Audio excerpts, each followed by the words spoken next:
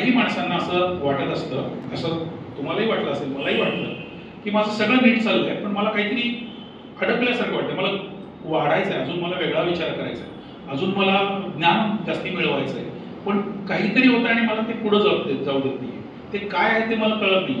मराठी विज्ञान परिषद पुणे विभाग यांनी आयोजित केलेल्या कार्यक्रमात प्रसिद्ध मानसशास्त्रीय समुपदेशक समीर शिपूरकर यांनी मानसिक आजार म्हणजे काय, स्वतःला ओळखून त्यापासून काय काय बदल करावेत, कसं लोकांशी वागावे व स्वतःत काय बदल घडावे याबद्दल सविस्तर चर्चा केली.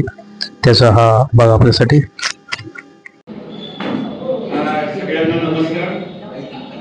मराठी विज्ञान परिषद पुणे विभागाच्या वतीनं दर महिन्याच्या तिसऱ्या शुक्रवारी या ठिकाणी विज्ञानावर आधारित उपक्रम, कार्यक्रम, कार्यशाळा, फिल्म शो असे वेगवेगळे कार्यक्रम या प्रकारचे होतात. तसा आज चर्चा संवादाचा कार्यक्रम आहे, त्यातला हा उपक्रम इथं आहे. नमस्कार, मी अंजली साठे, मराठी विज्ञान परिषद पुणे विभागातर्फे आपल्या सर्वांचं मनपूर्वक स्वागत करतो. आजचे व्याख्याते आहेत समीर शिपूरकर. त्यांची आपल्याला मी थोडक्यात ओळख करून देते. श्री समीर शिपूरकर हे गेल्या 3 वर्षांपासून समुपदेशन मानसशास्त्रज्ञ म्हणून कार्यरत आहेत.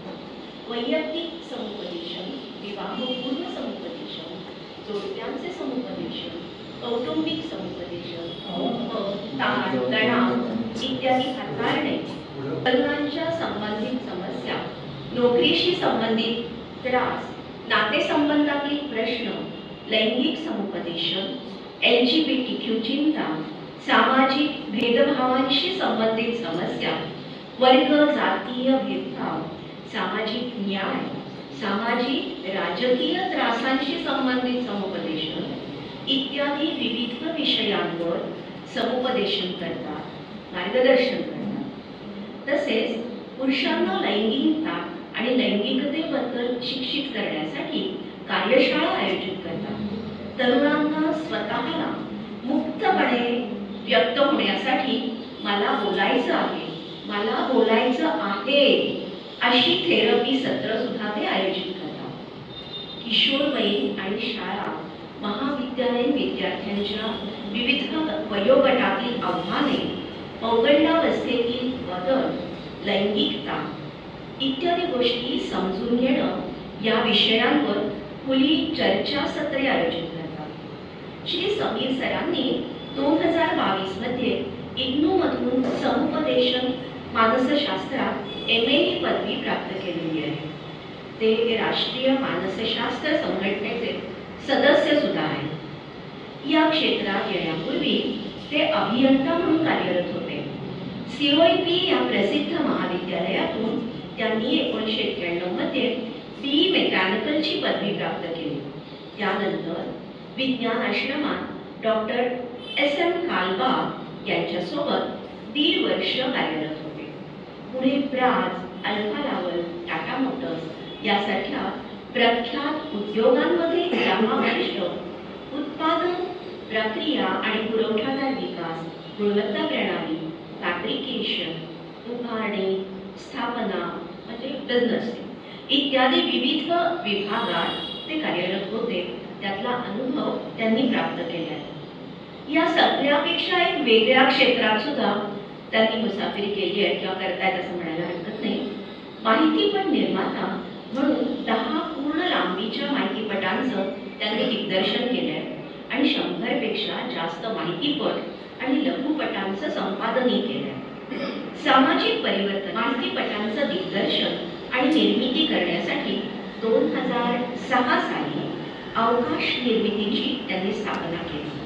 त्यांचे अनेक चित्रपट राष्ट्रीय आणि आंतरराष्ट्रीय चित्रपट महोत्सवांमध्ये प्रदर्शित सुद्धा झालेले आहेत. शिक्षक प्रशिक्षण संस्था, महाविद्यालयीन विद्यार्थी, स्वयंसेवी संस्था, युवा अभ्यास गट, सरकारी अधिकारी, कार्यकर्ते इत्यादी विविध मंचांवर या चित्रपटांचं प्रदर्शन आतापर्यंत झालेलं आहे.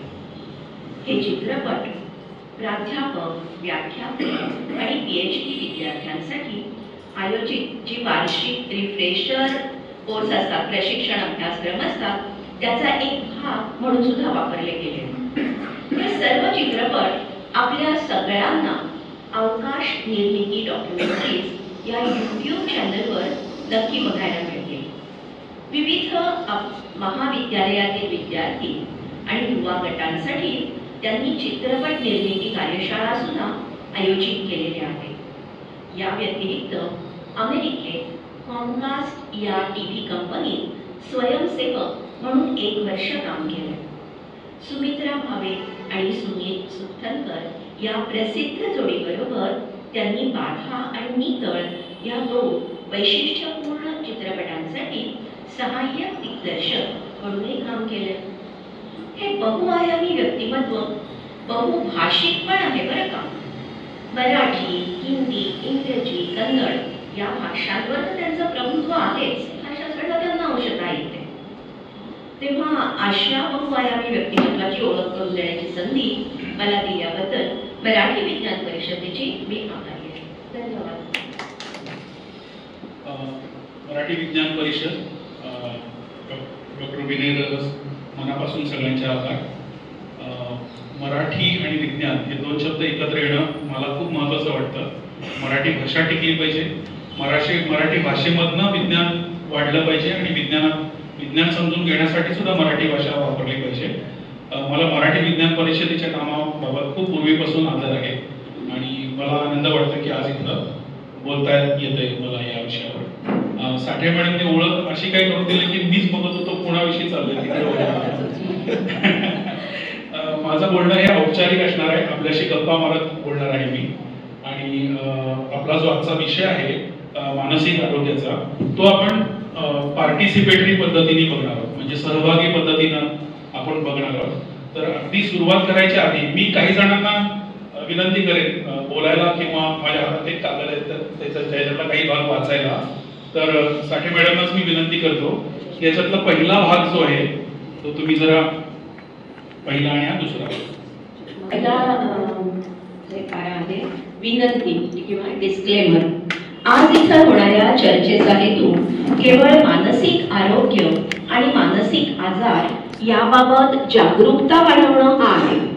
केवळ या चर्चेवर विसंबून कुणीही आपल्या स्वतःच्या किंवा इतरांच्या मानसिक आरोग्याबाबत कोणतेही गैरसमज करून घेऊ नये अथवा कोणत्याही आजारांचं परस्पर निदानही करू नये.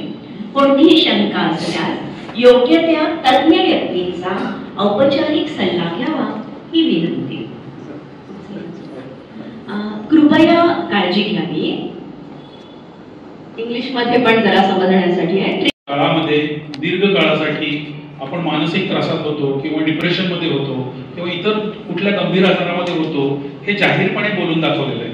आणि ते बोलून दाखवल्यामुळं समाजातल्या इतर लोकांना खूप लोकांना असं कळलंय की असं होऊ शकतं. आणि आपल्याला असं वाटतं की ज्यांच्याकडे पैसा, संपत्ती, प्रसिद्धी सगळंच आहे त्यांना काय धाड भरली होती, त्यांच्या आयुष्यात काय दुःख असू शकते, त्यांना काही होणं कसं काय शक्य आहे. पण या व्यक्तींना सुद्धा असा त्रास होऊ शकतो. ते डिप्रेशन मध्ये जाऊ शकतात, दीर्घ काळासाठी त्यांना काम नाही करता येत, इतक्या पातळीपर्यंत त्यांना त्रास होऊ शकतो. हे जेव्हा सामान्य लोकांना कळतं तेव्हा एक प्रकारे असा स्वीकार एक तयार होतो की अच्छा म्हणजे आपल्याला कदाचित होऊ शकतं असं, आणि जर झालं तर आपण पण त्याच्याबाबत मोकळेपणानं बोलू शकतो. यासाठी हे सगळं आतापर्यंत तिन्ही ज्या गोष्टी आपण बोललो त्या बोलतो. पुढे आपल्याला तुम्हाला एक प्रश्न विचारायचा आहे. मानसिक आरोग्य म्हणजे काय असं तुम्हाला काय वाटतं? मानसिक आरोग्य म्हणजे काय? काय काय आठवतं? मानसिक आरोग्य हा शब्द जेव्हा ऐकायला मिळतो तेव्हा काय काय आठवतं? डिप्रेशन. सांगा सगळ्यांनी. अजून काय काय? कोणी काही बोललं आपल्याला, कोणी काही बोललं की वाईट वाटतं, हो ना? कोणी काही बोललं की मनाला लागणं. अजून ओव्हर थिंकिंग. अजून चिंता आणि चिंतारोग. उदास वाटतं. काही कारण नसताना उदास वाटतं असं म्हणतात. द्विधा मनस्थिती. हे करू का ते करू. दडपण येतं. ताण येतो छोट्या कामाचा सुद्धा. सॉरी, त्याच्यातून आठवणीतून केवळ होणारा आनंद. हा, म्हणजे केवळ आठवणीतून होणारा आनंद, जुन्या आठवणीत म्हणा. आता काही आनंद मिळत नाही, जुन्या काळातच रमतोय आपण. अजून अति काळजी. अकस्मात येतो का, मला की खूप येतो का, इतरांना खूप इजा करेल एवढा येतो का, आणि खूप काळ असं होतंय का. तर आता आपण पुढे जाऊया. इथं बघा पुढे लिहिले ना की हे सगळे कशाची लक्षणं, शारीरिक आजाराची आहेत का मानसिक आजाराची आहेत का आपण सायकोसोमॅटिक शब्द तुम्ही ऐकला असेल. सायको म्हणजे मन, सोमा म्हणजे शरीर. मन आणि शरीर हे एकमेकांवर सतत परिणाम करत असतात. खरं तर मन आणि शरीर हे दोन वेगळे नाही आहेत. म्हणजे आपण म्हणतो फक्त की मनाला लागलं किंवा शरीराला दुखापत झाली, पण शरीर आणि मन हे एकमेकाशी थेट संबंधित आहेत. सतत ते एकमेकावर परिणाम करत असतात. शरीर म्हणजेच मन आणि मन म्हणजेच शरीर. उदाहरणार्थ, मन जर दुखावलं, आपल्याला खूपच त्रास झाला, तर आपण शरीर जड होतं, झोपा वाटतं, उठायला नको वाटतं, आणि समजा अपचन झालंय, आपल्याला विषबाधात, पोटात काहीतरी अन्न गेले, उलट्या होतात, तर आता मनाला काहीच झालेलं नाही खरं तर, पण मन उदास असतं त्यावेळेला सुद्धा कोणाची बोलायला नको वाटतं, म्हणजे काहीतरी मनालाही त्रास होत असतो. तर एकमेकावर दोघं सतत परिणाम करत असतात. तर हे सगळं आपल्याला डोक्यात ठेवून पुढे जायचं आहे. पुढे आपल्याला एक व्याख्या बघायची आहे. वर्ल्ड हेल्थ ऑर्गनायझेशन, WHO नी मानसिक आरोग्याची जी व्याख्या केली आहे ती अशी आहे की health is defined as a state of complete physical, mental and social well-being and not merely the absence of disease or infirmity. म्हणजे आजार नाही म्हणजे आरोग्य आहे असं नाहीये. आता तुम्ही जो म्हणत होता ना, आजार नाहीये म्हणजे आरोग्य चांगलं आहे असा अर्थ नाहीये. तर सर्वांगीण आरोग्य चांगलं असणं, ज्याच्यामध्ये फिजिकल, मेंटल आणि सोशल वेलबिंग, म्हणजे मी शरीराने धडधाकट आहे, मनाने मी सुदृढ आहे आणि माझं समाजाशी चांगलं जुळतंय, हे सगळं मिळून तुमचं आरोग्य चांगलं आहे असं वर्ल्ड हेल्थ ऑर्गनायझेशननी त्याची व्याख्या केलेली आहे. याचा आधार आपल्यासारख्या सामान्य लोकांना मिळतो, कारण आपल्याला एक तर स्पष्टता येते की आपलं आरोग्य म्हणजे फक्त एकच बाजू नाहीये, तर सर्वांगीण आरोग्य राखायचा मला अधिकार आहे. बरोबर आहे, म्हणजे त्या दृष्टीने आपण विचार करायला असतो. आता हे दोन ज्या गोष्टी आहेत खाली गोला केलेल्या, त्या खूप मदतीला येतात आपल्याला. मानसिक आजार असे कोणीही पटकन ठरवत नाही, कोणाला ठरवता येत नाही, तशी ठरवण्याची मुभा नाहीये. म्हणजे मी माझ्या मित्राला, आता अतुल आहे मित्र, त्याला काहीतरी त्यांनी सांगितलं की मला नर्वसनेस येतो, तर मी त्याचा आजार मी असा पटकन डायग्नोस नाही करू शकत.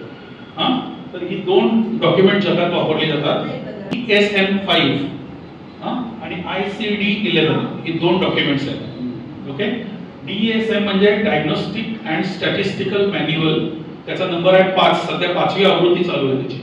तर अमेरिकन सायकोलॉजिकल असोसिएशन नावाची अमेरिकेतली सायकॅट्रिस्ट आणि सायकोलॉजिस्टची संस्था आहे, ती हे DSM हे नावाचं पुस्तक काढते. हे पुस्तक अत्यंत गांभीर्याने काढते, म्हणजे हे असं एवढं मोठं पुस्तक आहे आणि त्याच्यावर दरवर्षी संशोधन चालू असतं, कारण कशाला मानसिक आजार म्हणायचं आणि कशाला नाही म्हणायचं त्याच्या व्याख्या ते सतत अपडेट करत असतात. म्हणजे 20-30 वर्षापूर्वी समलैंगिकता हा आजार आणि विकृती मानली जायची, आता ती मानली जात नाही. त्याच्या मागे जशा लोक चळवळी कारणीभूत आहेत ही जागृती आणण्यासाठी, तसं DSM सुद्धा कारणीभूत आहे, कारण DSMच्या व्याख्येमध्ये बदल करतात. त्यामुळे समजा एखाद्याला डिप्रेशन आहे, तर डिप्रेशन एक सहजासहजी कोणी म्हणू शकत नाही. DSM मध्ये डिप्रेशनची व्याख्या लिहिली की कोणती लक्षणं किती काळ दिसल्यानंतर त्याला डिप्रेशन म्हणता येतं, हे DSM-5 मध्ये लिहिलेलं आहे. आणि तसंच ICD-11 हे इंटरनॅशनल क्लासिफिकेशन ऑफ डिसीजेस, त्याच्यात शारीरिक आणि मानसिक आजार दोन्ही धरलेले असतात. ते पण मोठं डॉक्युमेंट असतं, ते WHO तयार करतात. हे ICD-11 जे आहे ते वर्ल्ड हेल्थ ऑर्गनायझेशन तयार करते आणि त्याची आता 11वी आवृत्ती सुरू आहे. आता आवृत्त्या आपण सतत ते तपासणं गरजेचं असतं, कारण ते सतत अपडेट होत असतात. DSM जे आहे ते 7 ते 10 वर्षामध्ये पुढची आवृत्ती येते त्याची. म्हणजे हा सगळा प्रयत्न 1970च्या दशकात सुरू केला होता, आता 5वी त्याची आवृत्ती सुरू आहे. हे सगळे सायकियाट्रिस्ट जे असतात आणि क्लिनिकल सायकोलॉजिस्ट असतात, त्यांच्याकडे DSM किंवा ICD याची पुस्तकं असतात, त्यांना अभ्यास करावाच लागतो त्याचा. तर याचा आधार आहे आपल्याला. त्यामुळं कोणी ते जादूटोणा नाही करू शकत. मानसिक आरोग्याच्या ह्याच्यात की बाबा तुम्हाला अमुक अमुक आजार झाला असं मीच परस्पर डिक्लेअर करतो असं नाही करत. ठीक आहे. आता मानसिक आजार जेव्हा आपण म्हणतो त्यावेळेला 3 गोष्टी आपण या लक्षात घेऊया. आपल्याला डिसऑर्डर आपल्याला ऐकून माहिती असतं आणि आपण काय होतं एखादा माणूस आपल्याला ते सगळे शब्द असे थोडे थोडे अर्धोट परिचयाचे झाले. कुठले शब्द माहिती आहेत डिसऑर्डर ऐकल्यानंतर कोणाकोणाला माहिती आहेत कुठले ऐकले. मगाशी जसे तुम्ही लक्षणं सांगितली तसं कुठल्या डिसऑर्डर तुम्ही ऐकलेले आहेत नाव. एक तर सगळ्यांनी ऐकलं ओसीडी सगळ्यांनीच ऐकलेला असेल. ओसीडी नावाचा आजार आहे. मला अजून ऐकले शब्द कुठले ऐकले. हा बरोबर अल्झायमर. तो शारीरिक मानसिक अशा अवस्थेतला हे आहे. जरासा मूड इकडे तिकडे झाला की लोक म्हणतात ह्याला बायपोलर झाला. ऐकलाय शब्द बायपोलर असा शब्द आहे. बायपोलर डिसऑर्डर आहे. बायपोलर झाला असं म्हणतात. तर हे शब्द कोणीही कुठेही वापरतो. स्किझोफ्रेनिया म्हणजे माणूस जरासा विचित्र वागायला लागला तर त्याला म्हणतात ह्याला स्किझोफ्रेनिया आहे की काय असा शब्द कुठेही गांभीर्याशिवाय वापरला जातो. असं नाही वापरून चालत. तर नाही दोन्ही वेगळ्या गोष्टी. स्किझोफ्रेनिया त्याच्या तपशिलात नंतर जाऊया वाटल्यास. स्किझोफ्रेनिया हा वेगवेगळे भास होतात माणसाला ज्या घडत नाहीयेत घटना त्या घडल्या असं वाटतं. जे लोक बोलत नाहीत ते बोलल्याचं ऐकू येतं त्याला प्रत्यक्ष ऐकू येतं. त्यामुळे त्याची खात्री असते की ते खरं घडतंय पण बाकीच्या लोकांना ते दिसत नसतं असे भास होतात. त्याच्यामध्ये एक लक्षण अनेक लक्षण आहेत त्याची आणि दीर्घकाळ दिसल्यानंतरच ते स्किझोफ्रेनिया. तर माझा मुद्दा असा आहे की 3 वेगवेगळे शब्द आहेत. इंग्लिशमध्ये बघा डिसऑर्डर डिस्ट्रेस आणि डेव्हलपमेंट. जेव्हा मानसिक आरोग्याचा जेव्हा आपण विचार करतो तेव्हा फक्त डिसऑर्डरचा नाही विचार करत. फक्त मानसिक आजारांचा विचार नाही करत आपण. डिसऑर्डर जे आहेत ते गंभीर मानसिक विकार आहेत ज्याच्या आपण म्हटलं की स्किझोफ्रेनिया म्हटलं किंवा बायपोलर डिसऑर्डर म्हटलं किंवा जनरलाइज्ड अँझायटी डिसऑर्डर म्हटलं किंवा मेजर डिप्रेशन डिसऑर्डर MDD अशी जी नावं आहेत ते जरा तीव्र विकार आहेत. ते खोल माणसाला ओढतात आणि खूप वेळ लागतो त्याच्यातनं बाहेर यायला. तर ते विकार आहेत. पण मगाशी जी लक्षणं बघितली आपण की मला धडधड होते मला शंका येते मला बेचैनी येते ह्या डिसऑर्डरच असतील असं नाहीये. इनफॅक्ट त्या बऱ्याचदा डिसऑर्डर्स नसतात ते डिस्ट्रेसेस असतात म्हणजे ताणतणाव असतात ते. मला लक्षात. त्यामुळे आपल्याला जर त्रास होत असेल छातीत धडधडत आहे तर ती प्रत्येक वेळेला डिसऑर्डर असायची गरज नाहीये. डिसऑर्डर म्हणजे एखाद्या डिसऑर्डरमध्ये ते लक्षण असू शकतं पण नुसत्या तणावामुळे सुद्धा नुसत्या डिस्ट्रेसमुळे सुद्धा मला छातीत धडधड होऊ शकतं. नुसत्या डिस्ट्रेसमुळे सुद्धा मला सतत रडू येऊ शकतो. त्यामुळं सामान्य माणसाने पटकन त्याला काहीतरी नाव देणं हे चुकीचं ठरतं. कारण ते तज्ञ लोकांना माहिती आहे की हे रडू का येतं कधीपासून येतं किती तीव्रतेने येतं मग कुठल्या आजाराचा भाग आहे का ते बघून नंतर आम्ही लोक त्याचा अंदाज करू शकतो. तिसरं बघा शब्द फार महत्वाचा आहे डेव्हलपमेंट. आता हा कुठल्याही प्रकारचा आजार पण नाहीये आणि हा डिस्ट्रेस पण नाहीये हा ताणतणाव पण नाहीये. काही माणसांना असं वाटत असतं असं तुम्हालाही वाटलं असेल मलाही वाटलं की माझं सगळं नीट चाललंय पण मला काहीतरी अडकल्यासारखं वाटतं. मला वाढायचंय अजून मला वेगळा विचार करायचा आहे अजून मला ज्ञान जास्ती मिळवायचं आहे पण काहीतरी होतं आणि मला ते पुढे जाऊ देत नाही. ते काय आहे ते मला कळत नाही पण कशामुळे तरी मी पुढे जात नाही. मी आहे तिथं अडकलोय तटलोय असं मला वाटतं. म्हणजे माझी ग्रोथ जी होऊ शकते मला असं वाटतं भावनिक आणि इंटेलेक्च्युअल बौद्धिक दृष्ट्या मी पुढे जाऊ शकतो पण जाऊ शकत नाही. तर यासाठी सुद्धा मानसिक आरोग्याचा आधार घेऊन आपण तज्ञांशी बोलून ओळखू शकतो की what is stopping me from growing. माझीच एखादं गुणवैशिष्ट्य असं आहे का म्हणजे मीच खूप काळजी करणारा माणूस आहे का किंवा मी कुटुंबामध्ये मनाने फार माझ्या अडकलोय का म्हणजे कुटुंब नीट चाललं असलं तरच मी माझा अभ्यास करेन नाही तर मी करूच शकणार नाही असं माझं व्यक्तिमत्व आहे का असं बघितलं तर असं उडकलं तर बऱ्याच उत्तरं सापडतात आणि मग डेव्हलपमेंटच्या अंगाने सुद्धा आपण विचार करू शकतो. ओके खाली एक ओळ आहे तिथे एक जरा मोठं करूया. डिसऑर्डर्स बऱ्याच वेगवेगळ्या प्रकारचे असतात खूप वेगवेगळे प्रकार आहेत. त्याच्यातले काही मी नावं लिहिली तिथं mood disorders, anxiety disorders, personality disorders आणि सायकोटिक डिसऑर्डर्स. आणि त्याच्या पुढे एक मी न लिहिलेलं आता ऍड करतो मी सेक्शुअल डिसऑर्डर्स. तर हे सायकोटिक डिसऑर्डर जे आहेत त्या स्किझोफ्रेनिया वगैरे ज्या गंभीर मनाचे आजार आहेत ते सायकोटिक डिसऑर्डर मध्ये येतात. पर्सनॅलिटी डिसऑर्डर म्हणजे व्यक्तिमत्व आजार, तो मानसिक आजार नसतो. मानसिक विकार वेगळा आणि पर्सनॅलिटीचा विकार वेगळा. हे पर्सनॅलिटी डिसऑर्डर्स हे वेगळे असतात. ते सुद्धा त्या DSM मध्ये त्याचा अर्थ लिहिलेला आहे. म्हणजे आपण कदाचित नाव ऐकलं असेल की नार्सिसिझम, म्हणजे हिटलरचं नाव आपण नार्सिसिस्ट म्हणून ओळखतो. तर नार्सिसिझम ही पर्सनॅलिटी डिसऑर्डर आहे. म्हणजे ते व्यक्तिमत्वच एका पद्धतीने वाढलेलं असतं, एका पद्धतीने विचार करणार असतं. जसं संशय वृत्ती ही पर्सनॅलिटी डिसऑर्डर आहे. पॅरानोइया ज्याला म्हणतो आपण, घाबरणं आणि संशय घेणं, ही पॅरानोइयाची डिसऑर्डर असते, ती व्यक्तिमत्व विकार आहे. बरोबर आहे. तर असे वेगवेगळे व्यक्तिमत्व विकार 10 आहेत. ते सुद्धा त्या DSM मध्ये वेगवेगळे 10 व्यक्तिमत्व विकार हे केलेले आहेत. अँझायटी डिसऑर्डर म्हणजे आपल्याला ज्याला आपण मला अँझायटी झाली म्हणतो ना आपण, की बाबा त्याला कशाची तरी भीती वाटते, अननोन गोष्टीची भीती वाटते. एक स्पेसिफिक फोबिया नावाचा प्रकार आहे. कुठल्या तरी गोष्टीची भीती वाटते. कित्येक जणांना मांजरांची भीती वाटते, झुरळांची भीती वाटते, कुत्र्यांची भीती वाटते, काही जणांना लिफ्टची भीती वाटते, काही जणांना वेगाची भीती वाटते. बरोबर आहे. ते सगळे जे आहेत ते अँझायटी ह्या डिसऑर्डर मध्ये येतात. आणि मूड डिसऑर्डर म्हणजे अचानक आणि तीव्र बदल मूड मध्ये होतात. म्हणजे घरात जे भांडून आपण ते अनुभवतो ते नव्हे, त्याला नाही म्हणत. म्हणजे नवरा बायको भांडतात आणि एकदम आनंदात होतात आणि एकदम परत रागात येतात, त्याला मूड डिसऑर्डर म्हणायचं नाही, ते नॉर्मल आहे. मूड डिसऑर्डर जे असतात त्या खूप त्रासदायक असतात त्या व्यक्तीला, आणि त्या व्यक्तीच्या जवळच्या व्यक्तींना पण खूप त्रासदायक असतात. आणि त्यांचे जे मूडमध्ये जे फ्लक्च्युएशन होतात ते सोसत नाही, त्या व्यक्तीला पण सोसत नाही.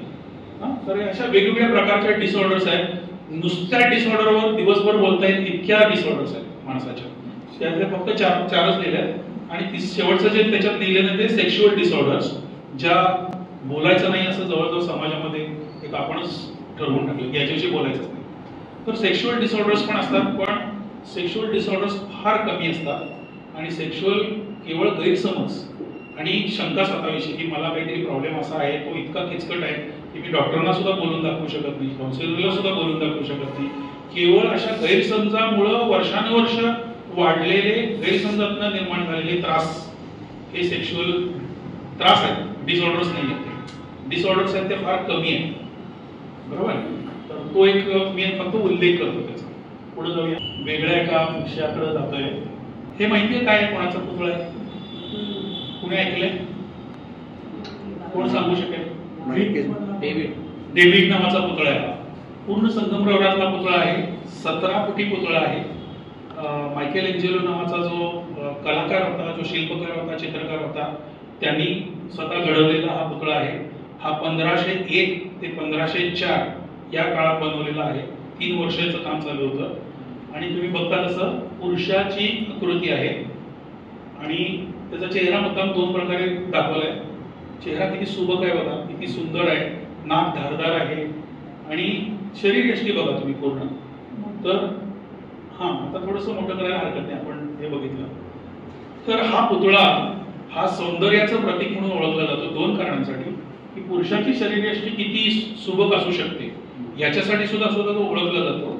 आणि दुसरं म्हणजे मायकेल एंजेलो या कलाकाराने किती मोठं काम केलंय. तर योगायोगाने नेमकं प्रत्यक्ष हा पुतळा आम्हाला बघायला मिळाला. मागच्या महिन्यात आम्ही इटलीमध्ये आहे, तिकडे गेलो. तर हा पुतळा बघायला त्याच्या 4ही बाजूनी बाकं ठेवले, तुम्हाला बसून बघता येतो. किमान पाऊण तास एकटाच या पुतळ्याकडे बघत होतो. कारण हा आता पुरुष जेव्हा असा उभं राहतो तेव्हा त्यांनी जे हात असा केला, डावा हात असा केल्यानंतर इथले जे स्नायू आहेत ते जसे ताणले जातात तसे तिथे दिसतात आणि त्याचे बारकावे या कुठं दिसत नाही. तुम्ही पाय जर तुम्ही जवळ जाऊन तिथे बघितले तर पायावरच्या ज्या शिरा आहेत, पायाचे जे पिळदार स्नायू आहेत, ते खरा पुरुष जर असा जर उभा राहिला तर किती कसे होते तसे त्याच्यात आहेत. म्हणजे इतका बारकाईने विचार केलाय, इतका बारकाईने विचार केला की आश्चर्य वाटतं की हे संगमरवरात कसं काय घडवलं असेल. ओके. आणि पुरुष तर देखणाच आहे. ठीक आहे. तर हा पुतळा किती महत्वाचा आहे हे आपल्याला कळलं. हे का बोलतोय आपण आपल्या विषयात, हे का बोलतोय? काही संबंध वाटतोय तुम्हाला का वेगळंच काहीतरी विषय सुरू झाला असं वाटतं? एक सांगू का? म्हणजे डाऊट हा प्रश्न असेल तो लग्न असं का दाखवलं, म्हणजे काहीतरी वेळ घातलेलं कपडा? नाही, त्या काळामध्ये पूर्ण स्त्री पुरुषांच्या आणि निसर्गाचा जसा आहे तसा अभ्यास करण्याचा तेव्हा अभ्यासाची एक पद्धत सुरू झाली. कल होता. हा, कल होता, जसं आहे तसं. अच्छा. हा, म्हणजे त्याच्या पूर्वीची जर पेंटिंग तुम्ही बघितली तर स्त्री पुरुषांच्या जननेंद्रियेच्या वेळेस पानं दाखवायचे झाडाची किंवा झाडाची फांदी आलेल्या दाखवायची. आपल्याला तेवढा हा, म्हणजे तेवढं. पण त्यावेळेला असं मग सगळ्यांनी मनाने असं घेतलं होतं की जे आहे ते बघायला शिकलं पाहिजे. आणि तेच म्हणजे विज्ञान आणि कला ही एकत्र कशी जाते हे बघण्याचाच तो रेनेझॉन नावाचा एक 300-400 वर्ष चाललेला जो उपक्रम होता, त्याच्यामध्ये खूप कलेचा विकास झाला. आणि त्या कलेच्या विकासामध्ये लोकांनी खूप बिनधास्त कामं केली, खूप मोकळेपणाने कामं केली. शरीराच्या आतला अभ्यास केला लोकांनी. पहिल्यांदा डिसेक्शन करून बघितलं. म्हणजे डॉक्टरकीची सुरुवात झाली. कलेच्या अनेक प्रकारांना शोध लागले. शिल्पकला, पेंटिंग्स, खूप वेगवेगळ्या प्रकारे ते रेनेझॉनचं काम झालेलं आहे. त्यातला हा एक पुतळा आहे. त्यामुळे तुम्हाला त्या काळातले स्त्री पुरुष दोघेही नग्न दिसतील तुम्हाला तिथे. ओके, मुद्दा परत हे आपण का बोलतोय कोणाला सांगता येईल? प्रमाणबद्धता. हा, प्रमाणबद्धता. म्हणजे हे जसं सगळं दमदार आणि प्रमाणबद्ध आहे तसे आपले विचार आणि भावना सुद्धा आपल्या सगळ्या प्रमाणात म्हणा किंवा पाहिजे. त्या म्हणतात की हे जसं आदर्श, बरोबर, एक्झॅक्टली, आदर्श शरीर आहे त्याचं, तसं आपले पण विचार आणि सगळं प्रमाणबद्ध आणि सुदृढ आणि सौष्ठवपूर्ण पाहिजे आपल्याला, असं आपण म्हणतो. आता पुढच्या स्लाइड. हा मॉडेलवरनं घेतलेला आहे तो. असा काय डेव्हिड नावाचा माणूस होऊन गेला असेल असं नाही. कुणाला तरी त्यांनी उभं केलं असेल ना, कारण ते उभं करूनच पुतळे बनवायचे. पण नाव ते काढलं डेव्हिड नाव. हे बघा, आता ही डेव्हिडचीच आकृती आहे. झालंय काय बघा, आता डेव्हिडचा पुतळा आदर्श मानला गेला आहे. त्यामुळे आदर्श पुरुष कसा असू शकतो याचं एक डोळ्यासमोर आपल्या मॉडेल ठेवलं गेलं. ओके, आदर्श स्त्री कशी असू शकते याची पण काही मॉडेल्स आपल्याला, तुम्हाला सगळ्यांना माहिती आहे. वेगवेगळी पेंटिंग्स किंवा फोटो किंवा आताच्या नट्या अभिनेत्री तुम्हाला माहिती आहे कोण सुंदर सगळ्यांना आहे, मग त्याच्यापेक्षा सुंदर कोण आहे, त्याच्यापेक्षा सुंदर कोण आहे, त्यांची सगळ्यांची शरीरं कशी होती बघा. म्हणजे काय मिस वर्ल्ड, मिस इंडिया हे जे आहेत ते आताचे सौंदर्याचे मापदंड आहेत असं आपण मानतो, बरोबर. तसंच ते असं करणारे सगळे जे शरीर सौष्ठव करणारे जे आहेत ते पुरुष खरे ताकदवान पुरुष वगैरे मानलं जातं. तर आदर्श पुरुष कसा असावा आणि आदर्श स्त्री कशी असावी याच्या कल्पना आपल्या डोळ्यासमोर उभं करण्याचे हे सगळे प्रयत्न आहेत. ठीक आहे, त्याच्यातनं स्टेरिओटाइप्स तयार झाले की पुरुष असावा तर असाच असावा, स्त्री असावी तर अशीच असावी. आपल्यापैकी कोण आहे डेव्हिड सारखं? मी तर नाही, माझं पोट सुटलं आहे. तुमच्यापैकी कोणी डेव्हिड सारखं असलं तर उभं राहा. आणि तुमच्यापैकी कोणी जर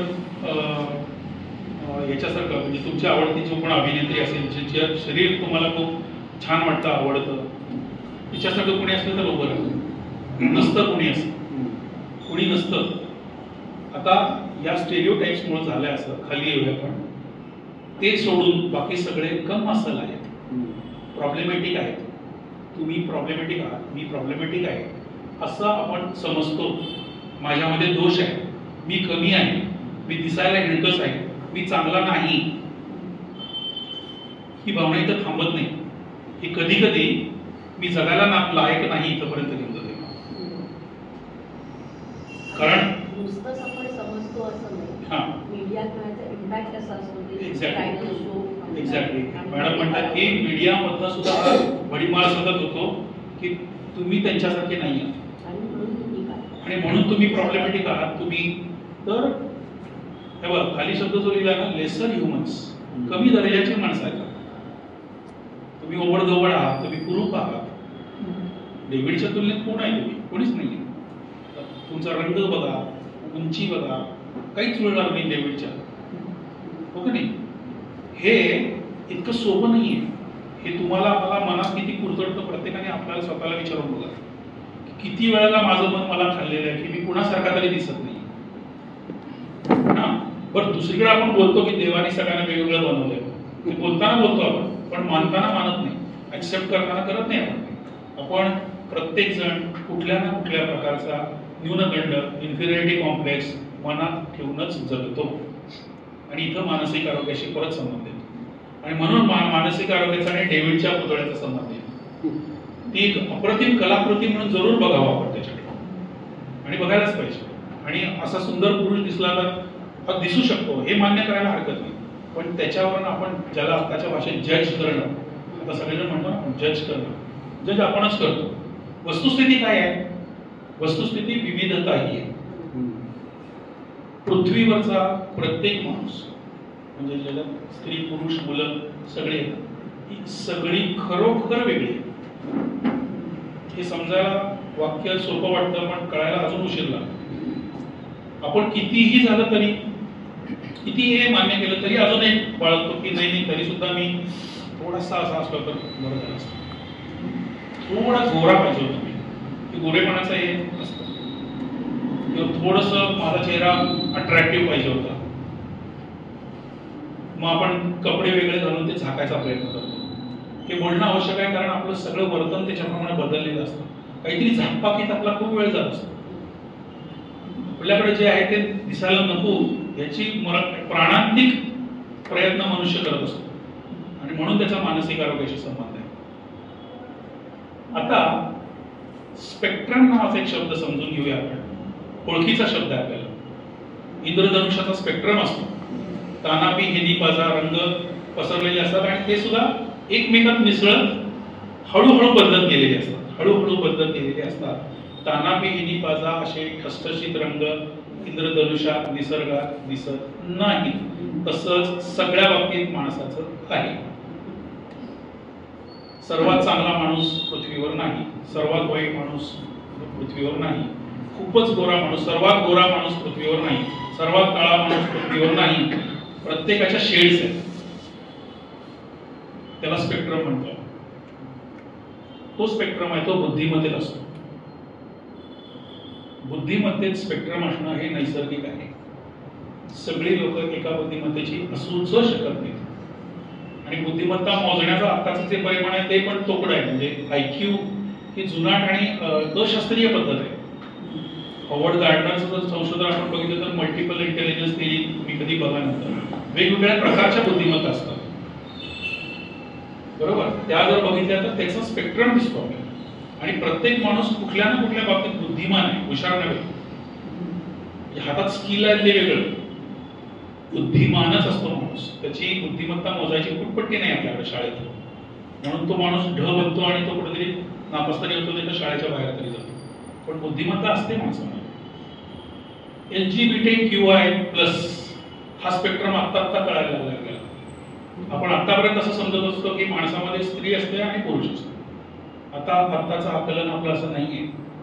स्त्री आणि पुरुषांच्या मध्ये खूप छटा असतात.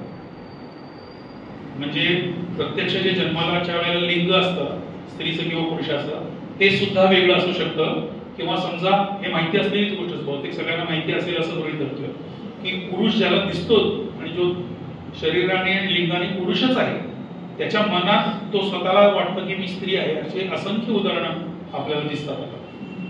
तो स्वतःला स्त्री मानतो. त्याला पुरुषाचे कपडे घातल्यानंतर अडकल्यासारखं वाटतं. त्याला स्त्रीचे कपडे घातले, साडी घातली की सगळ्यात आनंद होतो. असे पुरुष माझ्या ओळखीचे आहेत. अशी खूप मोठा स्पेक्ट्रम आहे ज्याच्यामध्ये आपण म्हणतो की सेक्शुअलिटी ही फ्लुइड आहे. फ्लुइड म्हणजे ती वाहती आहे. सेक्शुअलिटी बदलते. हे थोडं कळायला आपल्याला वेळ द्यावा लागतो. पण माणूस हा फक्त स्त्री आणि पुरुषामध्ये विभागला गेलेला नाहीये असं LGBTQI स्पेक्ट्रम सांगतो. आणि तिसरा शब्द खूपच जास्त महत्वाचा आहे, न्यूरो डायव्हर्जंट. आता आपल्याकडे जुने शब्द आहेत अजून. वेडा झाला त्याला ठाण्याला पाठवा किंवा कुठं हॉस्पिटल येरोड्याला पाठवा किंवा विशिष्ट दिसण्यावरनं आपण पटकन म्हणतो की मतिमंद आहे माणूस, बरोबर आहे. हे सगळं असंवेदनशील शब्द आहेत सगळे, बरोबर आहे. न्यूरो डायव्हर्जंट हा शब्द असं सांगतो की माणसाच्या मेंदूमध्ये जेव्हा जन्माला येतो आणि नंतर जे काय मेंदूमध्ये जन्माच्या आसपासच्या का आघात होतात त्याच्यावर, जन्माच्या वेळेला असेल किंवा गर्भावस्थेत असताना असेल, त्याच्या मेंदूची विशिष्ट रचना तयार होते. आणि काही मुलं जन्माला येतानाच किंवा नंतर लगेच त्या समाजात जे नॉर्मल टिपिकल जे लोक असतात त्यांच्यापेक्षा त्यांचा ब्रेन थोडा वेगळा असतो आणि तो नंतर दिसायला लागतो, ज्याला आपण नावाने ओळखतो की ह्याला ADHD आहे. ADHD आपल्याला माहिती असेल, attention deficit and hyper activity disorder, ADHD आहे. किंवा अजून कुठला मुलांना अनेक आहे असं मानलं जातं. अशा काही डिसऑर्डर्स आहेत, त्याला डिसऑर्डर मानलं जातं. पण ऑटिझम मॅडमने बरोबर सांगितलं. ऑटिझम आता त्याला ऑटिझम म्हणत नाही, त्याला ऑटिझम स्पेक्ट्रम म्हणतात, बरोबर आहे. तर न्यूरो डायव्हर्जंट हा शब्द असा सांगतो की समाजातले बहुतेक सगळे लोक, जास्तीत जास्त लोक हे न्यूरोटिपिकल असतात. न्यूरो नॉर्मल म्हटलेलं नाही त्याला, न्यूरोटिपिकल असतात. म्हणजे बहुतेक सगळ्यांचे मेंदू एका पद्धतीने घडलेले असतात, पण काही जणांचे मेंदू वेगळ्या प्रकारे घडलेले असतात. त्याला न्यूरो डायव्हर्जंट म्हणूया आपण. म्हणजे त्यांना वेगवेगळी अशी नावं नको दिली. मग त्याच्यामध्ये काही आजार आहेत ते काही मानसिक आजार नाही, ते शारीरिक आजार आहेत, बरोबर आहे. आता हे सगळं का चाललंय प्रयत्न हा की माणसांना डेव्हिड पासून दूर ढकलून लेबल लावून त्यांचं जगणं अशक्य होऊन बसतं. ते टाळायचा असा प्रयत्न चाललाय हा सगळा. आणि म्हणून मानसिक आरोग्याची संबंध, कारण माणूस जितका डेव्हिडच्या बुद्धिमत्तेपासून, डेव्हिडच्या दिसण्यापासून दूर जातो, तितकं आजचं मार्केट आणि आजचा समाज आणि आजच्या शाळा आणि आजचे पालक सुद्धा त्या मुलाला किंवा मुलीला इतक्या वेळेला सांगतात की तू ॲबनॉर्मल आहेस, तू बेअक्कल आहेस, तू मूर्ख आहेस. तुम्हाला शब्द ओळखीचे त्याच्या पुढच्या सगळे, तू नॉर्मल नाही आहेस. तो मुलगा किंवा मुलगी म्हणजे मी जगण्याला लायक नाही, जगण्याला लायक नाही आहे. कारण इतक्या लोकांच्याकडे ऐकायला मिळालं ना, मी कशाच्या आधारे म्हणू की मी जगायला लायक आहे. म्हणजे मग हे सगळं जे बोलतोय आपण हे मानसिक आरोग्याशी संबंधित गोष्टी आहेत, की माणसाला स्वस्थतेने जगता यावं याच्यासाठीच्या गोष्टी आहेत. काही उदाहरणं आठवतात का तुम्हाला? मी आता जे बोललो वैयक्तिक कुणी काय सांगायला पाहिजे असं नाही म्हणत मी. काही आठवतात का? काही बघितलेलं, काही अनुभवलेलं, काही केस अशी एखाद्या मुलाची मुलीची असं असलं तर जरूर सांगा. एकमेकांना आपण बोललं पाहिजे. अगदी साधं की डावखुरं असणं, हा लेफ्टी असणं. करेक्ट. डावखुर असणं हा रोग आहे का? म्हणत नाही आपण. मानसिक आजार आहे का? नाही म्हणत. शारीरिक आजार आहे का? नाही म्हणत. वेगळेपण आहे ना. काय वेगळेपण? कारण मेंदू त्याचं स्ट्रक्चर काहीतरी वेगळं असणार आहे. न्यूरो डायव्हर्जंट असू शकतो. वेगळेपण आहे, फक्त वेगळेपण आहे. तर माणसामध्ये जे काही वेगळं दिसतं त्याला आपण वेगळं आहे म्हणून येणार. वेगळं कुणापेक्षा आहे? कुणापेक्षा वेगळं? ठरलेल्या राजापेक्षा वेगळं का देवापेक्षा वेगळं? कुणापेक्षा वेगळं? तर त्या समाजात स्टॅटिस्टिकली जास्तीत जास्त लोक जसे आहेत त्यांच्यापेक्षा वेगळे. म्हणजे स्टॅटिस्टिकली जास्तीत जास्त लोक उजवे असतात म्हणून डावखुरा हा वेगळा बनतो. एखाद्या समाजात 99% लोक जर डावखुरे असतील तर उजव्या हाताने लिहिणारा माणूस की तो वेगळाच आहे त्या समाजात. हे असा अर्थ आहे डायव्हर्जंटचा. पुढे जाऊया. आणखी एका महत्वाच्या दिशेला चाललोय आपण. हे सगळे मुद्दे आपल्याला किती महत्वाचे वाटतात सांगा मला. माझं असं म्हणणं आहे की हे जे मुद्दे आहेत, समाजातली उतरंड, जात व्यवस्था, धर्म, लिंग, भाषा, भूभाग, संस्कृती, खाणं पिणं, वेशभूषा, या सगळ्या मानसिक आरोग्याशी संबंधित गोष्टी आहेत असं मला वाटतं. तुम्हाला काय वाटतं?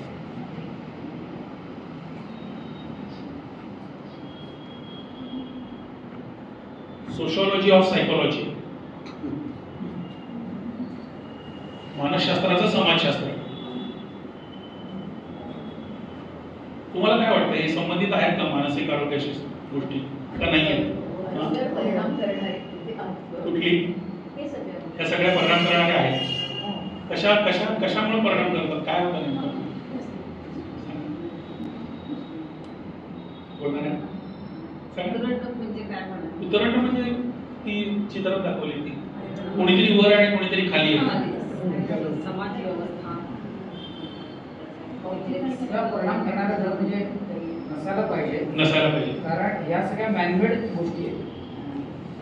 बरोबर. प्रत्यक्ष ट्रूथ काहीतरी वेगळं असणार आहे, पण या सगळ्या समाज व्यवस्थेकरता बनवल्या गेलेल्या, माणसानेच माणसाकरता बनवल्या गोष्टी. मला असं वाटतं की परिणाम करणारा नसायला पाहिजे. मग आता आहेत का नाही आता आहे. आता आहे. चाकोरीच्या बाहेर, या चाकोरीच्या बाहेर माणूस असेल तर Exactly. विचाराने बाहेर गेला की तो त्याला मानसिक जोडलं जाऊ शकतो. हा मानसिक आरोग्य एक्झॅक्टली. म्हणजे विचाराने जरी वेगळा असेल एखादा माणूस तरी त्याला काहीतरी लेबल लावलं जातं. लेबल लावलं. बरोबर आहे. मानसिक त्रासात आहे असं जोडलं जाऊ शकतं. याच्यामध्ये असं एक म्हणता येतं का की अमुक अमुक पद्धतीनंच जगलं पाहिजे, अमुक तुमची स्टँडर्डनीच तुम्हाला तुमच्याकडे बघितलं पाहिजे असं कोणतरी ठरवतंय आणि ते ठरवणारे श्रेष्ठ आहेत, ते ठरवणारे वरचे आहेत, म्हणून मग बाकी सगळ्यांना ती. माणूस हा जितका चांगला आहे तेवढाच लबाड प्राणी. तो जिथं संधी मिळेल तिथं वर खाली करायला बघतो. हो की नाही? आता मला एक सांगा, साधी धर्मसंस्था घेऊया आपण कुठल्या एका धर्माबाबत नको बोलूया. कुठलाही धर्म जगातला, सगळ्या धर्मामध्ये माणसांना देवाची लेकरं म्हटलेलं आहे. सगळ्या धर्मात नुसतं एवढंच नाही, पशु पक्षी प्राणी झाडं नद्या निसर्ग हे सुद्धा देवाने तयार केलेल्या गोष्टी आहेत असं म्हणतो. बरोबर आहे. मला पुन्हा कुठल्याही एका धर्माचं नावच घ्यायचं नाही. धर्मात असं म्हणून सुद्धा धर्मामध्ये उतरंड मात्र लगेच केली जाते. कुठला धर्म असा आहे ज्याच्यात उतरंड नाहीये ते सांगा मला. की धार्मिक दृष्ट्या हा वरचा माणूस आहे आणि धार्मिक दृष्ट्या हा खालचा माणूस आहे असं नाहीये. असा कुठला धर्म आहे? कुठलाच नाहीये. म्हणून मी माणूस चांगला चतुर आणि लबाड माणूस असं चतुर आणि लबाड आहे. कुठली तरी गोष्ट पकडून कुणाला तरी खाली दाबायचं आणि कुणीतरी त्यांच्या खांद्यावर पाय ठेवून वर द्यायचं ही माणसाची खासियत आहे. आणि हे सगळे जात व्यवस्था ही त्याचीच आहे. वरची जात आणि खालची जात जी मानली गेली आहे त्याच्यात दोघांच्यात असं काहीच वेगळं पण नाहीये की ज्याच्यात माणूसच वेगळा असेल बुद्धिमत्तेने हिनं त्यांना. पण सगळ्यांना वाटतं मात्र असं. उतरंड तयार केली आहे जाती व्यवस्थेची, लिंगाची केली आहे. स्त्री ही खालती पुरुषावरती हे कुणीतरी मानतं असं. भाषेवरनं किती वाटतं, भाषेवरनं किती. आता सध्या मागच्या 2-4 महिन्यात काय झालंय बघितलं आपण. सगळ्यांना इंग्रजीचा न्यूनगंड आहे आपल्याला. आपण मराठी म्हटल्यानंतर आपण मागे येतो. मराठीचा आपण मातृभाषा म्हणून हे करत नाही. ज्या इतर भाषा आहेत, गोंडी भाषा आहेत, म्हणजे ज्या आदिवासींच्या भाषा आहेत त्या तर म्हणजे अगदीच किरकोळ क्षुल्लक आहे असं म्हणतो आपण. भूभागावरनं किती आपला अहंकार आहे. पश्चिम महाराष्ट्रातल्या लोकांना भयानक अहंकार आहे की आपण खरे. आणि तेव्हा मराठवाडा म्हणजे काहीतरी दुय्यम नागरिकांचं स्थान आहे असं इथले लोक मानतात. पुण्यातले लोक साताऱ्याला म्हणजे काय चाललंय काय नेमकं. हे उतरंड माणूस काहीतरी गडबड करून उतरंडीत ठेवायला बघतो सगळ्यांना. तसंच संस्कृती, खाणंपिणं, वेशभूषा. आता जे पारंपरिक मटण खाणारे लोक आहेत त्यांना अचानक दुय्यम स्थान घ्यायला लागले.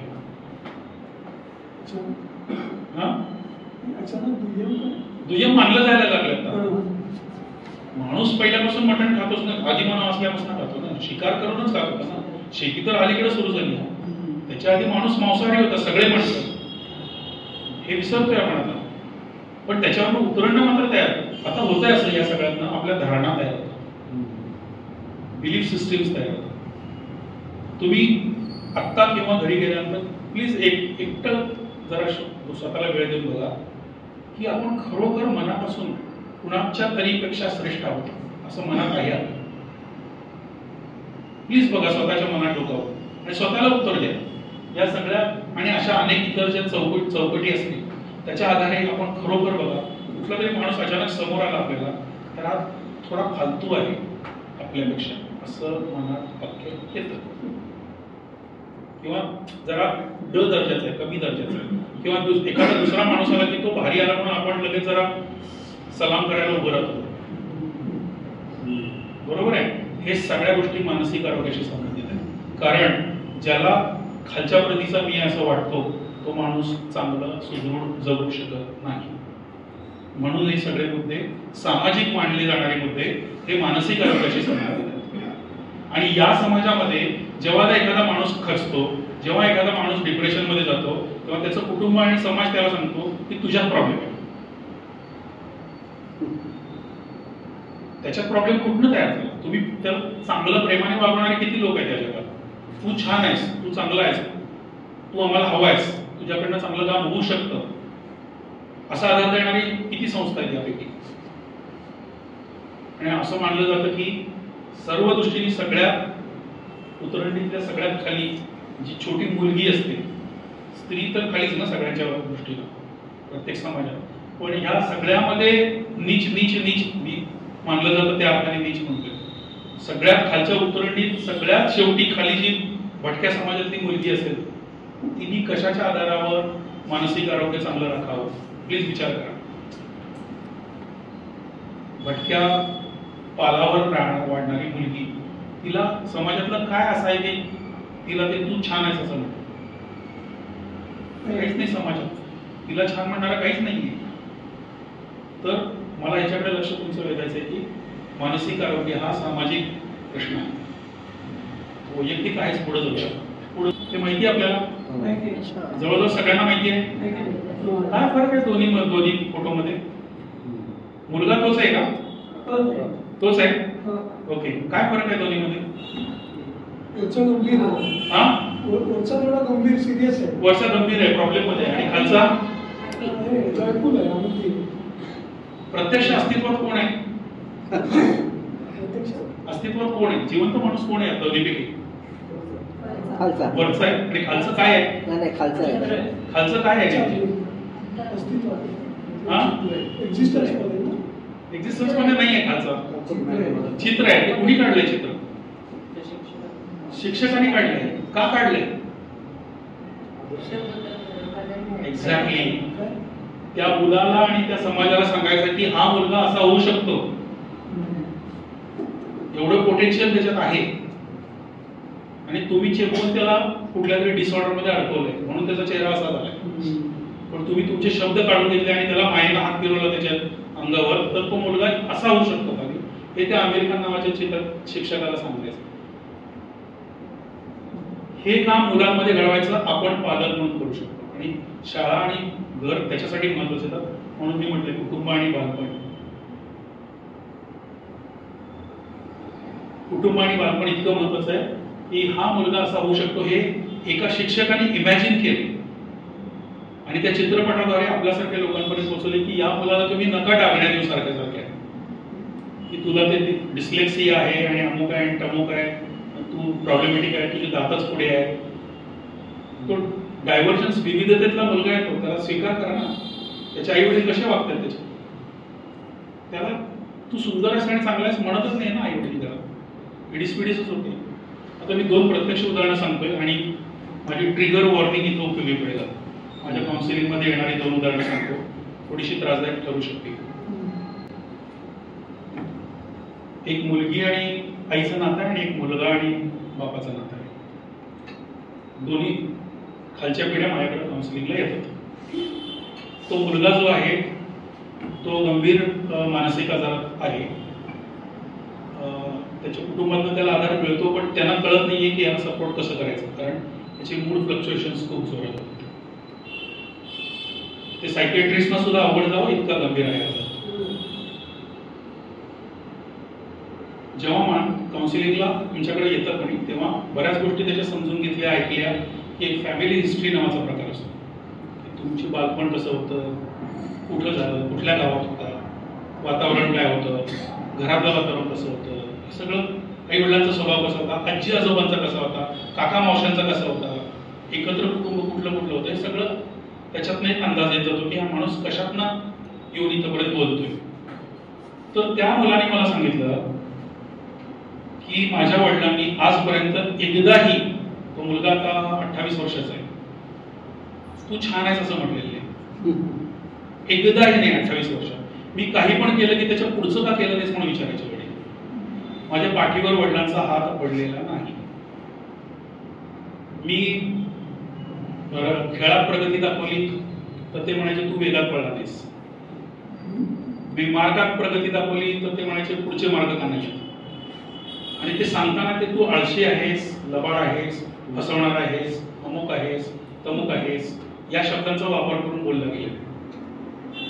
तर त्याचा मानसिक आजार वडिलांमुळे तयार नाही झाला, पण वडिलांमुळे वाढलाय. आता वडिलांच्या व्यक्तिमत्वाचा जर शोध घेतला तर वडील स्वतः अडचणीत सापडले. वडिलांनाच वेगळा एक व्यक्तिमत्व विकार आहे. वडील स्वतःच्या आयुष्याबाबतच समाधानी नाही. वडील ज्या वातावरणात वाढले त्याच्यातच प्रॉब्लेम होते. वडिलांचे आई वडीलच जे काय त्यांच्यात चाललं होतं त्याचा परिणाम वडिलांवर झाला, काकांवर झाला. आणि हे वडील त्रासात आहेत, ते वडील त्रासात आहेत हे त्यांना मान्यच करायचं नाहीये. त्यांना कुणाला भेटायचं नाही, विचारायचं नाही, कोणाचं ऐकायचं नाहीये. ते त्यांना जसं वाटतं तसं त्यांचे निकष ठरवतात आणि ते मुलाला म्हणतात की तू अपुरा आहेस. ते सारखं त्याला म्हणतात की यू कॅन डू बेटर. कल्पना करा, जो माणूस 400 मीटर रनिंग करून दमून आलाय आणि समजा त्याचा दुसरा नंबर तिसरा नंबर आला असेल आणि आल्या तिथं त्याचे वडील म्हणाले नाही तू यू कुड हॅव डन बेटर, त्याला काय वाटत असेल त्या मुलाला? म्हणजे त्याच्या मनात हिंसेची भावना असेल की काय मी ओरडू का, मारू का, तुझ्या अंगावर उडी मारू का, तुला मुख्य मारू का, काय करू मी नेमकं? आणि ते करू शकत नाही तो, मग त्याच्या मानसिक आजारात वाढ होते.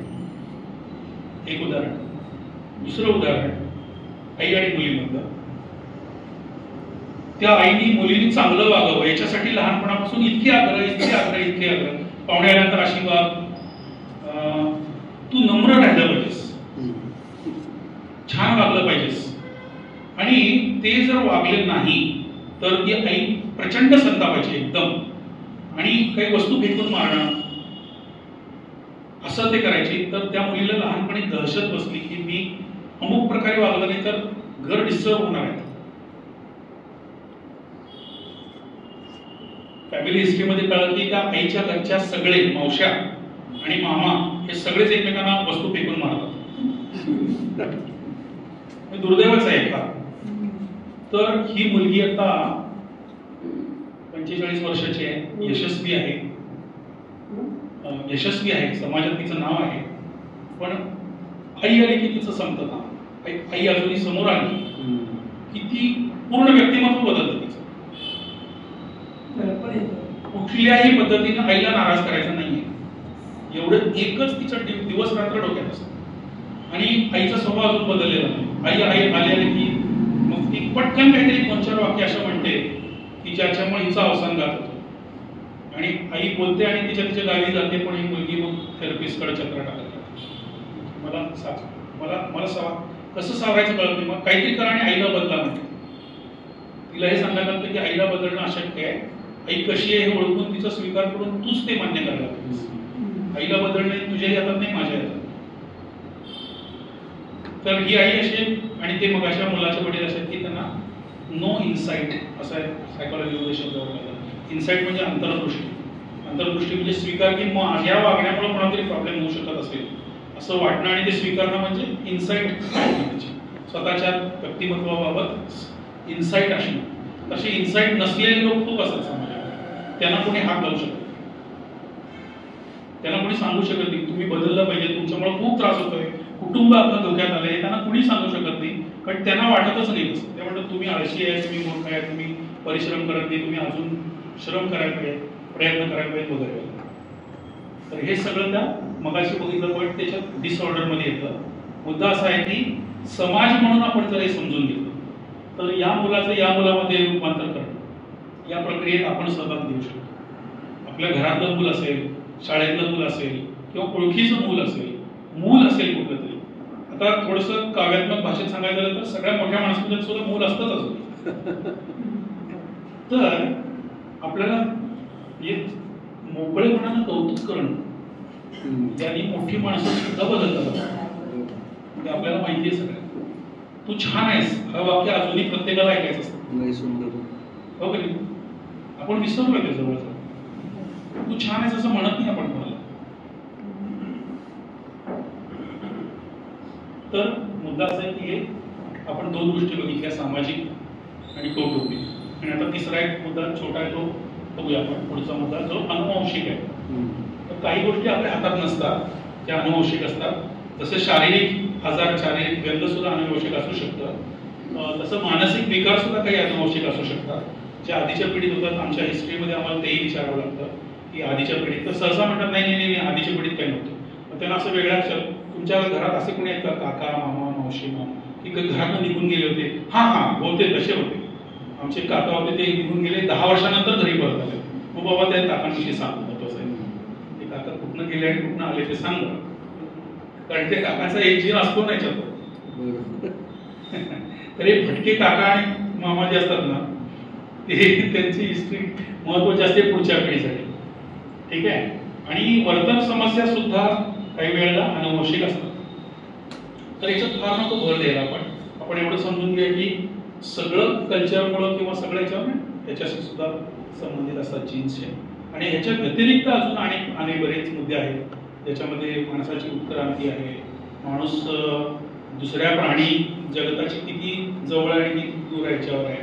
म्हणजे अंजली चिपळकट्टीने लिहिलेलं पुस्तक वाचलं तुम्ही, माणूस असा का वागतो. त्याच्यात इतर बरेच मुद्दे आहेत की माणूस असा का वागतो. त्यातले 3-4 मुद्दे याच्यामध्ये घेतले जे आयुष्याशी खूपच थेट संबंधित आहेत. हा, आता पुढे जाऊया की हे सगळं आपण घेतलं ज्ञान, त्याचं करायचं काय, पुढं काय.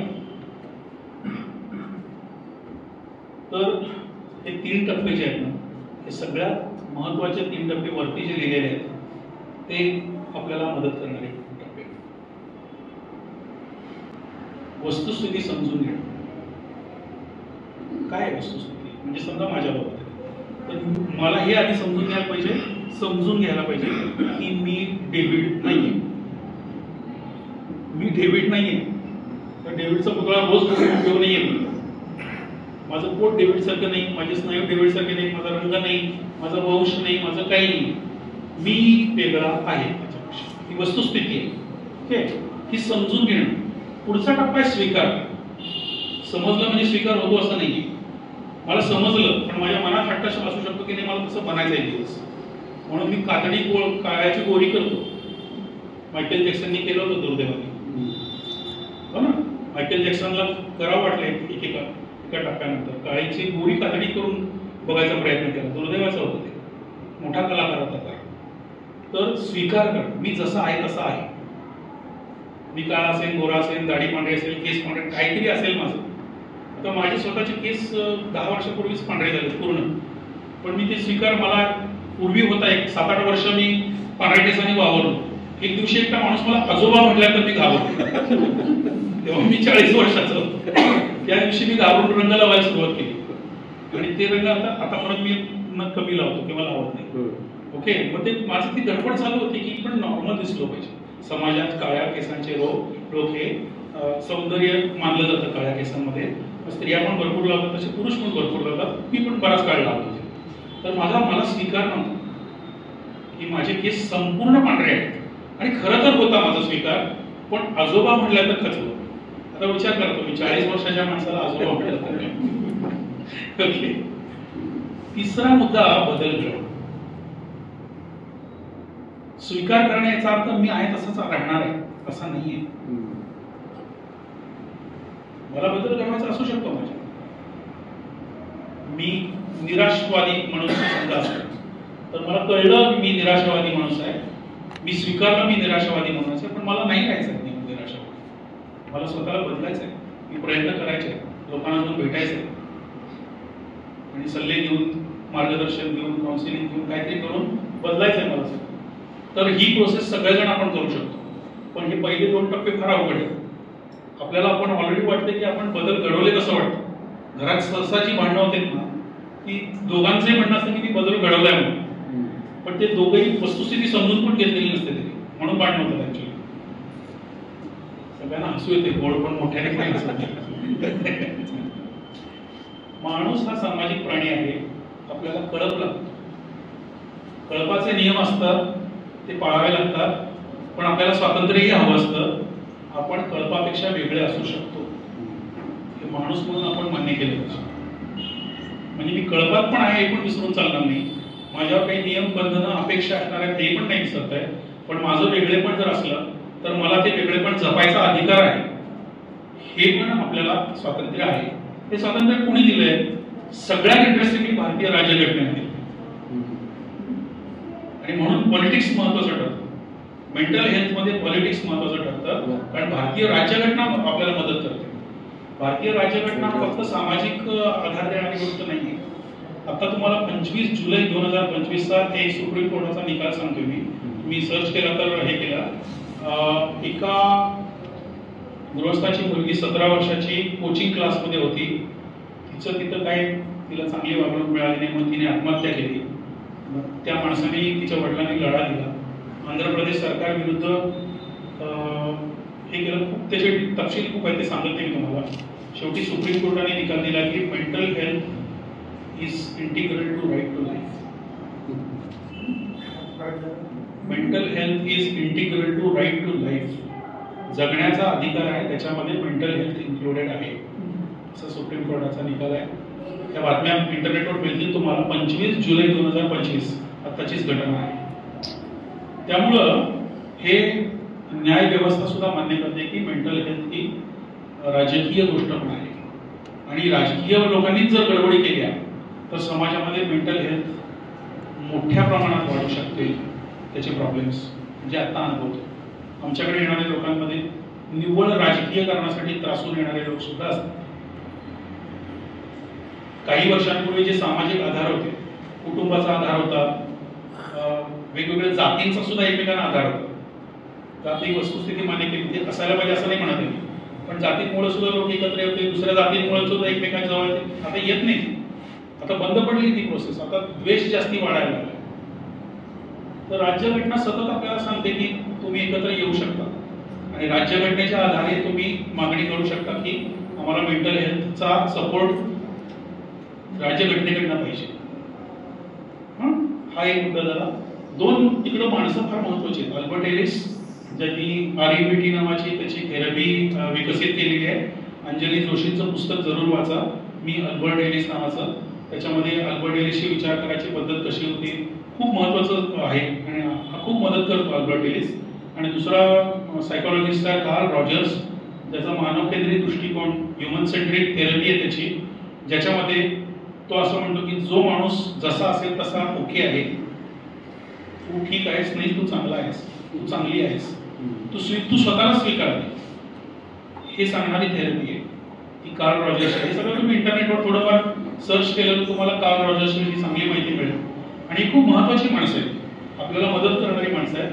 आणि सगळ्यात शेवटी खालती खूप मोठ्या पातळीवर व्यापक नजरेने जर बघायचं झालं तर गौतम बुद्धाची जी शिकवणूक आहे त्याच्यामध्ये अनित्यतेचं जे सूत्र आहे ते जर आपण खरोखर समजून घेतलं की जग हे सतत बदलणारं आहे. त्याच्यात एक गोष्ट अशी आहे की एका नदीत आपण 2दा पाय ठेवू शकत नाही. माहिती ऐकलं होतं कारण एका नदीत दुसऱ्यांदा पाऊल आपण ठेवू शकत नाही, कारण पहिल्यांदा ठेवलं पाऊल तेव्हाचं पाणी गेलं पुढं, ते गेलं समुद्रात पण गेलं, त्याचा ढग होऊन कदाचित फिरून इकडे पण आला असेल. ते पाणी नाही आता, ती नदी नाही आहे. तुम्ही म्हणताय ती नदी, पण तुम्ही दरवेळी नव्या नदीत पाऊल ठेवताय. असा दृष्टांत आहे. जग बदलतंय. तुम्ही थोडासा विचार केला, तुमचं वय किती का असेल, 40 असेल, 30 असेल, 50-60 असेल, एक तरी गोष्ट तुमच्या आयुष्यात कॉन्स्टंट आहे का? विचार करा. एकही नाही खरोखर, ज्याला आपण कॉन्स्टंट मानतो. माझं गाव तिकडं आहे, कुठलं का गाव असेल, ते गाव काही कॉन्स्टंट नाही आहे. ते गाव सतत बदलते. ते गावातली नदी बदलते, गावातले रस्ते बदलत आहेत, गावातली माणसं बदलत आहेत, इमारती बदलत आहेत, मी स्वतः बदलतोय, मी मोठा झालो, माझं कुटुंब बदलतंय, माझ्या कुटुंबात माणसं नवीन आली, जुनी गेली, कुटुंब बदलतंय, मैत्री बदलते आपली, जुने मित्र आता नाही आहे, नवीन मित्र आले. एकही गोष्ट स्थिर नाहीये, हे आपण त्या नजरेने बघत नाही. गौतम बुद्धांनी 2500 वर्षापूर्वी सांगितलं की सगळं अनित्य आहे. तर याचा फायदा असा आहे की आपण जेव्हा दुःखात असतो, त्रासात असतो, तेव्हा सुद्धा आपण स्वतःला सांगू शकतो की हे सुद्धा अनित्य आहे, ही सुद्धा फेज आहे, ही सुद्धा जाणार आहे. आपण प्रयत्न केले की जाणार आहे. हे डिप्रेशन माझं कायमचं नाही आहे, हे बुद्ध आपल्याला शिकवतो. आणि तशीच तीच गोष्ट आनंदाला पण लागू होते. जेव्हा मी आनंदाने हरकून जातो, जेव्हा माझं लोक कौतुक करतात, तेव्हा मला वाटायला की मी खूपच श्रेष्ठ माणूस आहे, तर ते पण जाणार आहे. ही पण अनित्यतेचीच गोष्ट आहे. आणि शेवटी हे 4 शब्द फार महत्वाचे आहेत. मैत्री, करुणा, मुदिता, उपेक्षा. याचा बुद्धाच्या तत्वज्ञानात आहे, त्याला चतुर्विध ब्रह्मविहार म्हणतात. मैत्री म्हणजे जसा शब्द सांगतो ते, हे मराठी शब्द नाही आहेत, मराठी आणि पालीचे असं ह्याच्यातनं आलेले शब्द आहे. म्हणजे सगळ्या चराचराशी मैत्रभाव असतो, फक्त माणसांची नाही, सगळ्या सजीवांशी आणि निर्जीवांशी सुद्धा. की या सगळ्या सजीव निर्जीवाचा मिळून मी बनलो, आणि माझं आणि त्यांचं नातं आहे सगळ्यांचं. असं मानणं म्हणजे मैत्री. करुणा म्हणजे आपण दुसऱ्यांना सिंपती दाखवतो ती नव्हे. कृतिशील कणव असं म्हटलं गेलं.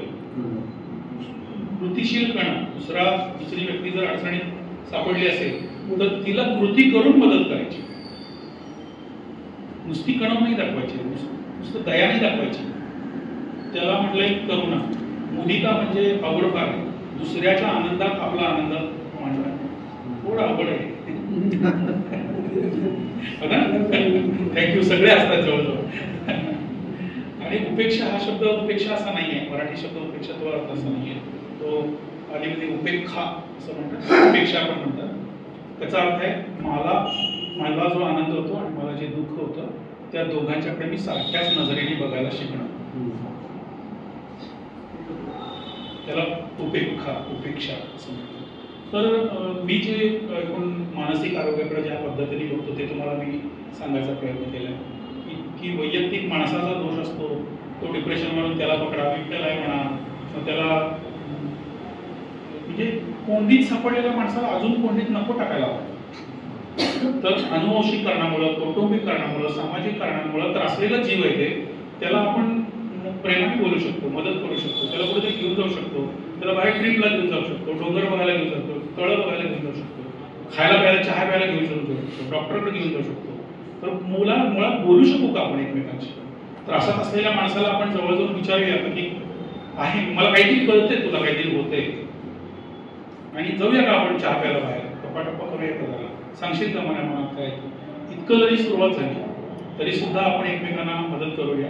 आणि मेंटल हेल्थ हा फक्त वैयक्तिक विषय नसून तो सामाजिक विषय आहे, तो राजकीय विषय आहे, तो आपल्या सगळ्याच्या घराघराचा विषय आहे, तो आंतरराष्ट्रीय विषय आहे. त्यामुळे ते सगळ्या पातळ्यांवर आपण बघायला शिकूया, एवढंच मला म्हणायचं होतं. मानसिक आजार हा जर काउन्सिलिंगने पूर्ण होत नाहीये, हे कधी तुम्हाला कन्फर्म होतं की ह्याच्या पलीकडे मेडिसिनच वर्क करू शकतं? ही लाईन काय आहे? त्या क्षेत्रातल्या लोकांना साधारण 2 भेटीत कळतं. ते साधारण 2 ते 3 भेटी जास्तीत जास्त, की माणूस जर काउन्सिलरशी बोलताना तो संवाद साधू शकतोय की नाही हे कळतं. म्हणजे त्याची बॉडी लँग्वेज पण असते. आमच्याकडे एक मेंटल स्टेटस एक्झामिनेशन MSE नावाचं एक शास्त्र आहे सायकोलॉजी. हां, मी इथं बसलोय काउन्सिलिंगच्या टेबलवर, तो तिथनं माणूस आला, तो येतो कसा, तो चालतो कसा, शर्टचे गुंड्या कशा लावल्या, पॅन्ट कशी घातली, रंग कुठले आहेत, कपडे कसे आहेत, जजमेंट म्हणून नव्हे. जो त्रासात असतो माणूस त्याचे शर्ट पण असे उलट पलट झालेले असतात. तो बोलतो त्याच्या पद्धतीत सुसंगत आहे की नाही. त्याला सहज गप्पा टप्पांमध्ये जे प्रश्न विचारले जातात की आज तारीख कुठली, कुठून आलास तू, बऱ्याच लोकांना कुठून आलोय सांगता येत नाही, आज तारीख किती आहे सांगता येत नाही, सकाळी नाश्त्याला काय केलं हे सांगता येत नाही.